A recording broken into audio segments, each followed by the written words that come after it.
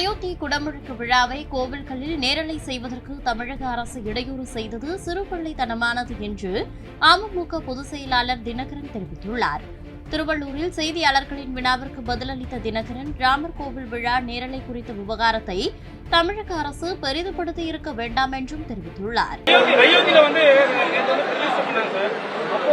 தமிழகத்தில் பல்வேறு கோவில்களில் நேரலை செய்யக்கூடிய ஏற்பாடு செய்யப்பட்டது. திமுக மற்றும் காவல்துறை செய்யக்கூடாது அப்படின்னு தடுத்து அதை கோர்ட்டுக்கு போயிட்டு அதை உத்தரவு வாங்கி அப்புறம் தெரிவிக்கிறாங்க. இது குறித்து நீங்க என்ன சொல்லுவீங்க?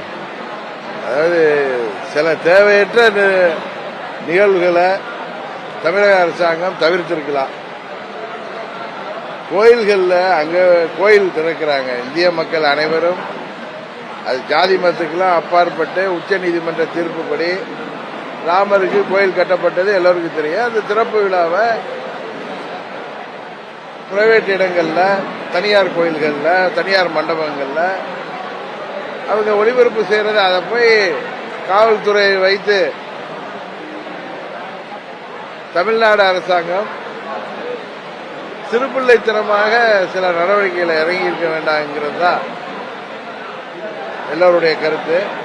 உயர்நீதிமன்றம் தலையிட்டு சொல்கின்ற அளவிற்கு அதை பெரிதுபடுத்தியிருக்க வேண்டாம் என்பதுதான் எல்லோருடைய கருத்து.